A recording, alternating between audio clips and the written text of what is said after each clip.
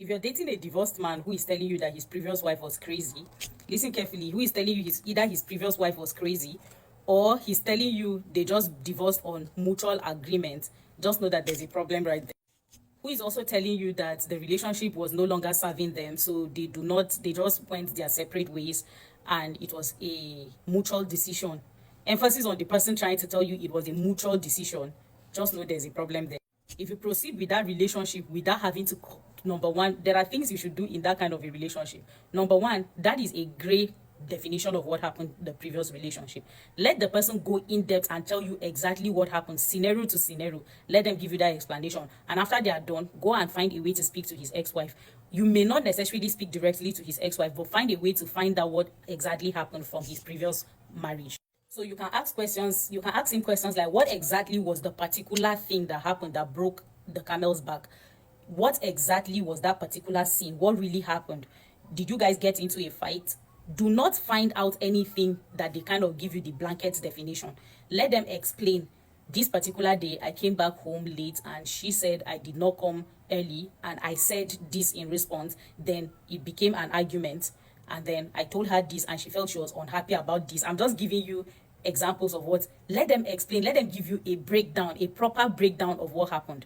Or she had children. After she had our first baby, for 3 weeks, she denied Miss SEX for this. Let them give you a total breakdown. Because when they do that breakdown, you will see the red flags that they were in that relationship that warranted the woman to also come to a point where she's like, she's tired and she wants to break up. If you understand how the world frowns at divorced women, then you will know well enough that if a woman lets her marriage go, most of the time, it may not be all the time, but most of the time, and when I mean most, 99% of the time, the man was actually neglectful.